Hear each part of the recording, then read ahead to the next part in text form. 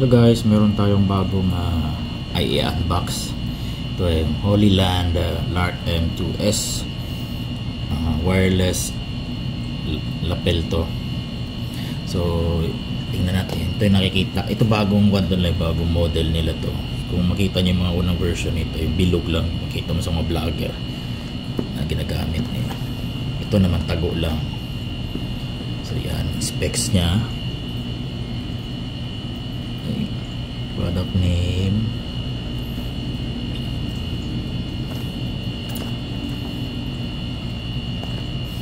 Okay, box natin.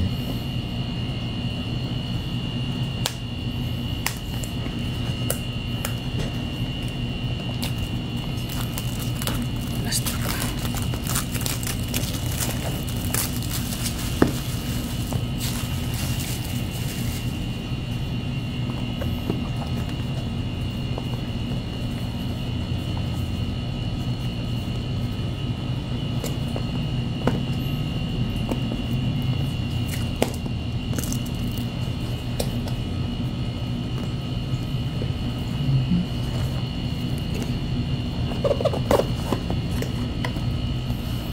So ito yung box nya.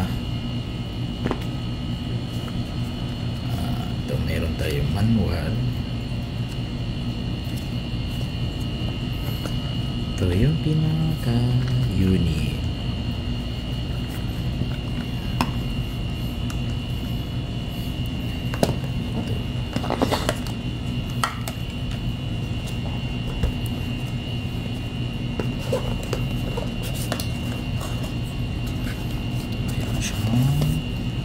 Pouch. So wala ng laman.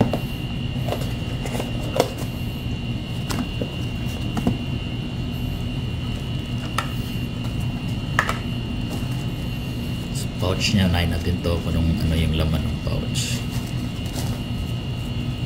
Pouch ay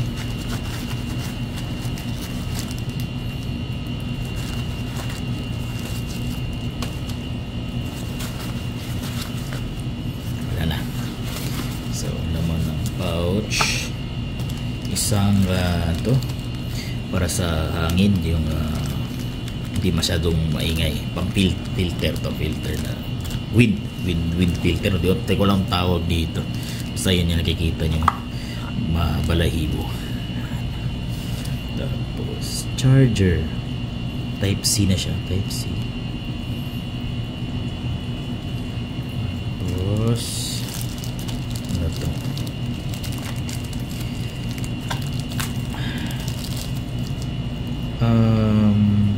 ayun, meron siyang kasama kasi combo to eh. Pwede sa camera, DSLR, pwede sa iPhone at Android. So meron siyang pang iPhone. Yan, type C. Charger din yan. Ito naman is yung para sa DSLR or mga camera. Yan, TRS ba tawag nito? Basta yun. Tapos itong unit, pinaka-unit niya, buksan natin. Sa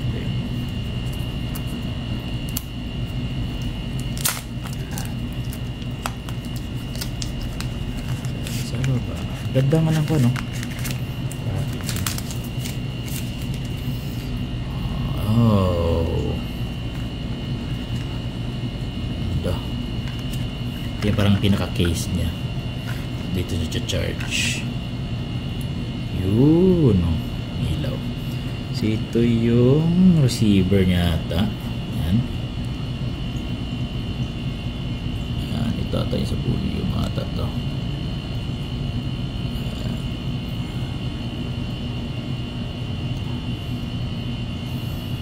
Yan. Ito yung pinaka, ito yung sa labas. Ipit. Yan yung nakikita lang. Mas concealed siya. Kasi dati na ito yung bilog nakikita. Ito lang nakikita. Mas tago siya ngayon. So dalawa agad makikikuha mo niyan sa isang ganito. So meron siya kasama. Ito yung pang cellphone, Android. Diba? Ayos. So yan lang yung laman nitong Holyland LARC M2S. So Thank you sa panonood. Yan, mayroon na tayong lapel from Holy Land. Sana all. Thank you.